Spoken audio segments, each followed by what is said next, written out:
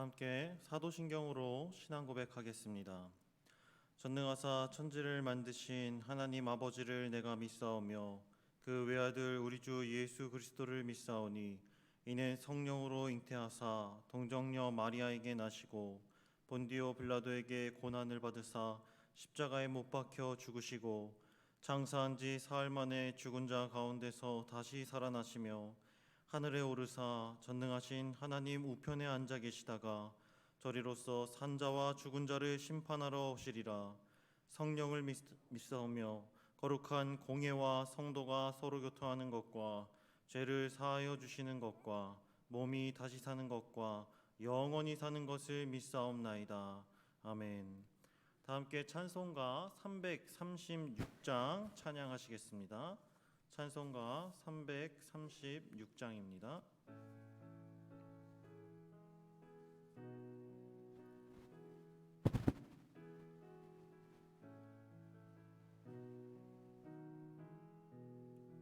환난과 핍박 중에도 성도는 신앙 지켰네. 이 신앙 생각할 때에 기쁨이 충만하도다. 성도의 신앙 따라서 죽도록 충성하겠네. 옥중에 매인 성도나 양심은 자유 얻었네. 우리도 고난 받으면 죽어도 영광 되도다. 성도의 신앙 따라서 죽도록 충성하겠네. 성도의 신앙 본받아 원수도 살아가겠네.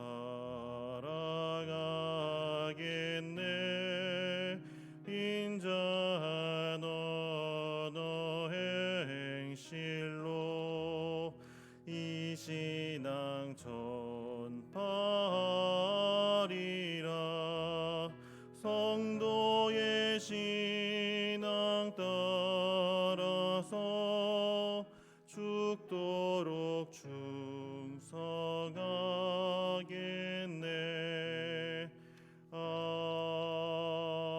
아멘. 오늘 함께 나눌 성경 말씀은 요한복음 16장 16절부터 24절까지의 말씀입니다. 요한복음 16장 16절부터 24절까지의 말씀입니다. 요한복음 16장 16절부터 24절까지의 말씀을 제가 봉독하겠습니다. 조금 있으면 너희가 나를 보지 못하겠고 또 조금 있으면 나를 보리라 하시니 제자 중에서 서로 말하되 우리에게 말씀하신 바 조금 있으면 나를 보지 못하겠고 또 조금 있으면 나를 보리라 하시며 또 내가 아버지께로 감이라 하신 것이 무슨 말씀이냐 하고 또 말하되 조금 있으면이라 하신 말씀이 무슨 말씀이냐 무엇을 말씀하시는지 알지 못하노라 하거늘 예수께서 그 묻고자 함을 아시고 이르시되 내 말이 조금 있으면 나를 보지 못하겠고 또 조금 있으면 나를 보리라 하므로 서로 문의하느냐. 내가 진실로 진실로 너희에게 이르노니 너희는 곡하고 애통하겠으나 세상은 기뻐하리라. 너희는 근심하겠으나 너희 근심이 도리어 기쁨이 되리라.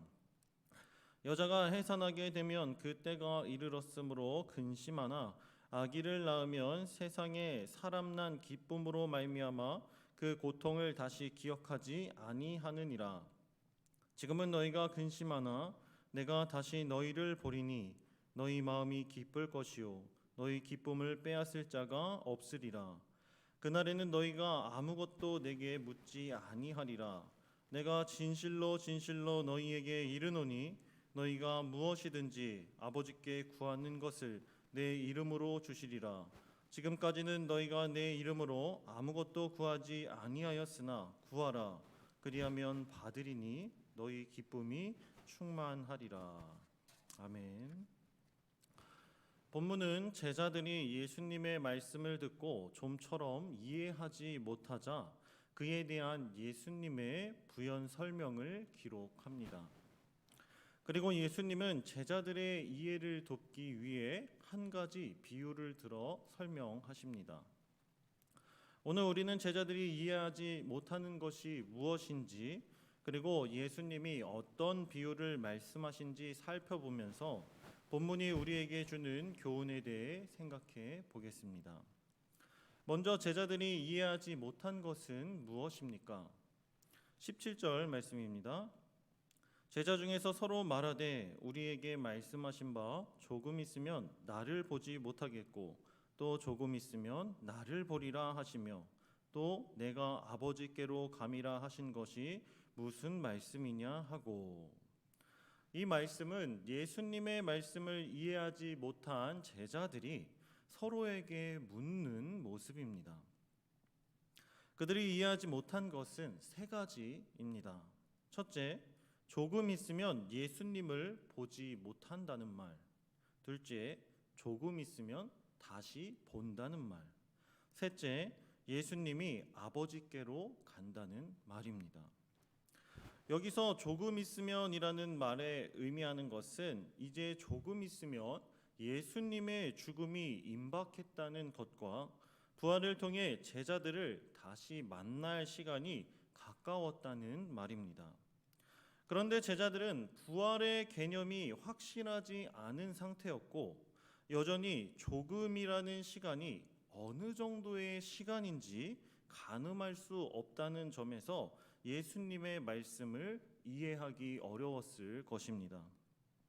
이것은 우리도 마찬가지입니다. 요한계시록 22장 20절 말씀에서 예수님은 세상을 심판하시기 위해 다시 이 세상에 오신다고 약속하셨는데 내가 진실로 속히 오리라 라고 말씀하셨기 때문입니다. 이처럼 제자들과 우리를 이해할 수 없게 하는 모호한 시간적 개념과 가르침을 우리는 어떻게 받아들여야 할까요? 예수님의 부활을 기다리는 제자들과 재림을 기다리는 우리에게 조금 있으면, 그리고 속히 오리라는 표현으로 말씀하고자 하시는 것은 예수님의 부자로 겪게 될 고통은 조금 있으면 속히 해결될 만큼 순간적인 것임을 알려주시기 위해서입니다. 너희가 겪을 세상의 미움과 고난은 순간적인 것이다. 조금 있으면 속히 내가 오리니 모든 것이 해결될 것이다 라고 말씀하시는 것입니다. 그리고 예수님은 우리가 겪는 순간적인 고통이 주님의 부활을 목격한 후에는 더욱 커다란 기쁨으로 바뀔 것이라고 약속하셨습니다. 20절 말씀입니다. 내가 진실로 진실로 너희에게 이르노니 너희는 곡하고 애통하겠으나 세상은 기뻐하리라. 너희는 근심하겠으나 너희 근심이 도리어 기쁨이 되리라. 근심이 도리어 기쁨이 되리라. 여기서 말하는 너희의 근심은 예수님의 죽음에 슬퍼하며 곡하고 애통하는 그리스도인의 모습을 뜻하고 예수님의 부활로 얻게 될 기쁨을 의미합니다.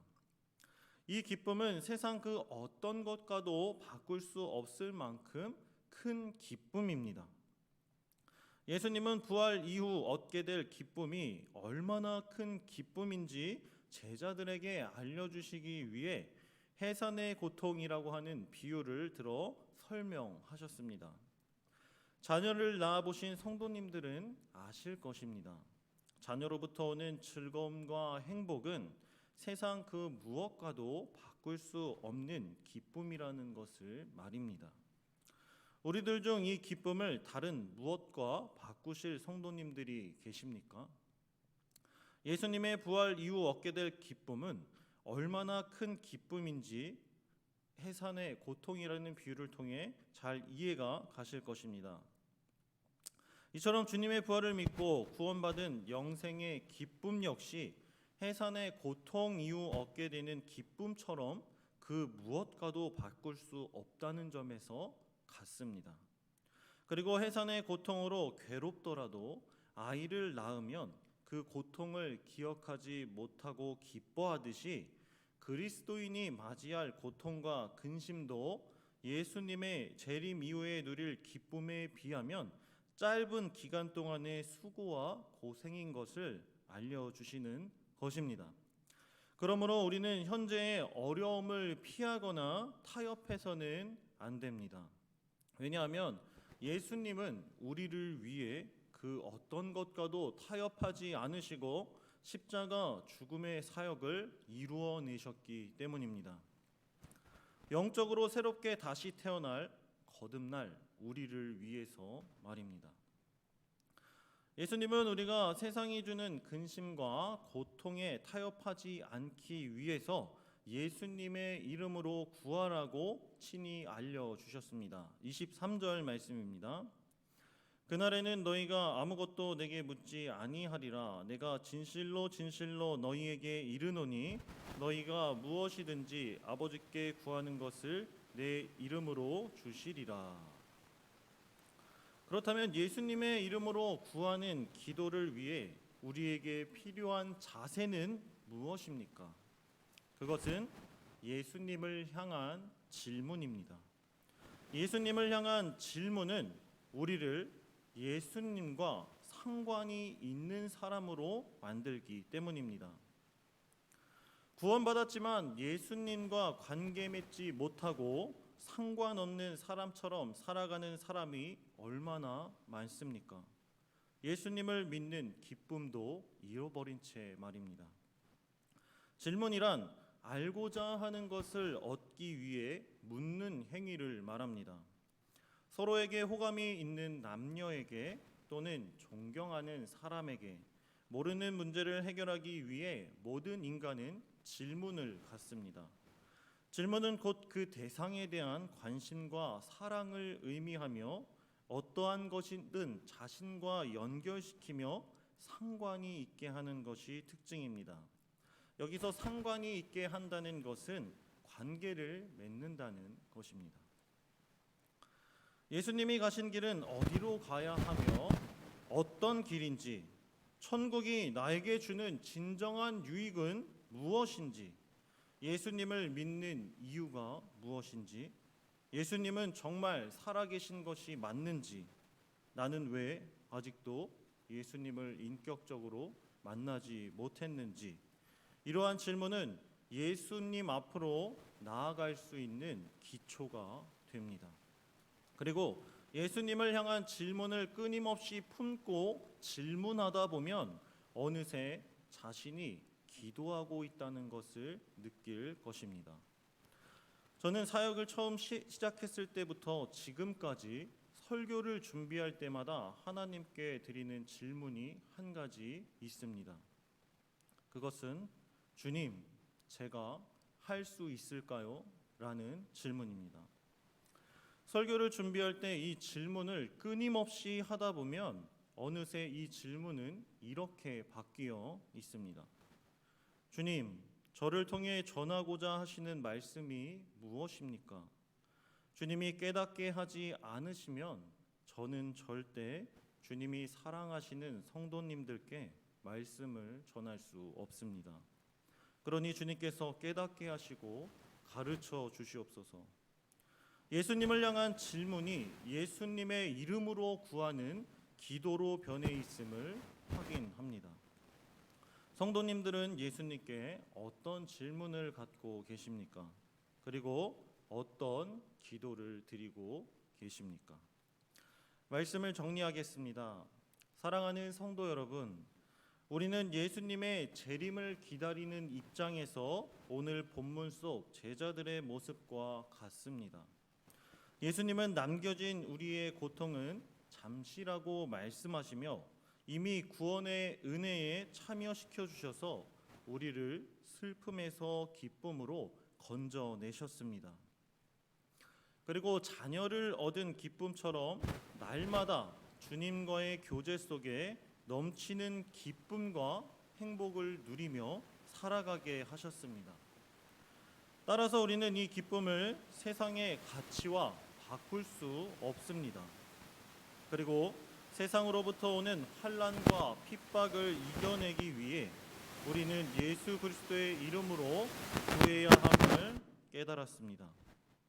예수님의 이름으로 구하는 기도는 예수님을 향한 질문으로부터 시작된다는 것을 기억하시고 예수님을 향해 어떤 질문을 품고 있는지 생각하며 주님 다시 오시는 그날까지 우리에게 직면한 모든 문제를 능히 이겨내는 저와 사랑하는 성도님들 되시길 주님의 이름으로 소망하고 축복합니다. 기도하겠습니다. 사랑의 주님, 제자들을 세상에 남겨두고 떠나는 예수님의 고별 설교가 담긴 말씀들을 살펴보면서 예수님이 알려주시는 보배와도 같은 진리는 모두 제자들의 질문으로부터 시작되었음을 깨닫게 하시니 감사드립니다. 우리 모두 예수님을 향해 끊임없이 질문하고 그 질문이 예수님의 이름으로 간구하는 기도로 변하여 교회와 세상에서 직면한 모든 문제를 지혜롭게 이겨내는 성문 공동체가 되길 소망합니다. 그리하여 주님께서 주신 세상 그 무엇과도 바꿀 수 없는 기쁨과 행복을 날마다 지켜내 삼위 하나님의 사랑 안에 거하고 그 사랑을 세상에 전하는 귀한 일에 쓰임받게 하여 주시옵소서. 우리 삶에 더욱 기쁨과 행복이 넘쳐나게 하실 줄 믿사오며 우리 주님 예수 그리스도의 이름으로 기도드립니다. 아멘. 주기도문으로 예배를 마치겠습니다. 하늘에 계신 우리 아버지여, 이름이 거룩히 여김을 받으시오며 나라가 임하옵시며 뜻이 하늘에서 이룬 것 같이 땅에서도 이루어지이다. 오늘날 우리에게 일용할 양식을 주옵시고 우리가 우리에게 죄 지은 자를 사하여 준 것 같이 우리 죄를 사하여 주옵시고 우리를 시험에 들게 하지 마옵시고 다만 악에서 구하옵소서. 대개 나라와 권세와 영광이 아버지께 영원히 있사옵나이다. 아멘. 들으신 말씀을 기억하며 함께 기도하겠습니다. 예수님의 이름으로 기도하여 주님 주시는 기쁨을 충만하게 누리고 지키고 전하게 하옵소서. 함께 기도하시고 코로나에 감염된 성도들과 질병으로 투병 중인 성도들을 회복시켜 주옵소서. 함께 기도하시고 우크라이나 국민들의 생명을 위협하는 러시아의 침공이 중단되게 하옵소서. 이렇게 세 가지 기도 제목을 놓고 함께 기도하신 후에 각자 개인 기도하시고 돌아가도록 하겠습니다. 기도하시겠습니다.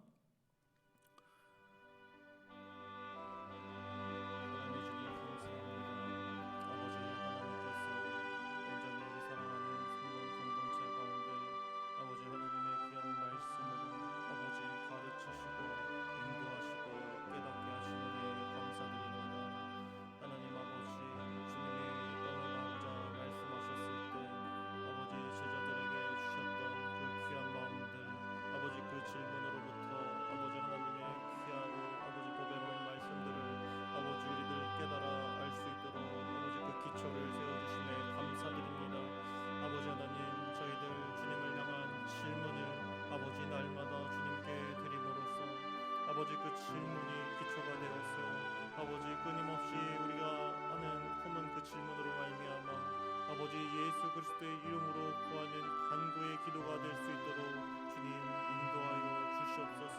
아버지 우리의 질문으로 끝나는 것이 아니라 아버지 예수님의 이름으로 기도하는 자세까지 나아가는 우리 사랑하는 성문 공동체가 될 수 있도록 주님 함께하여 주시옵소서. 그리하여서 이 세상에서 우리가 직면한 모든 문제와 고통들은 아버지 잠시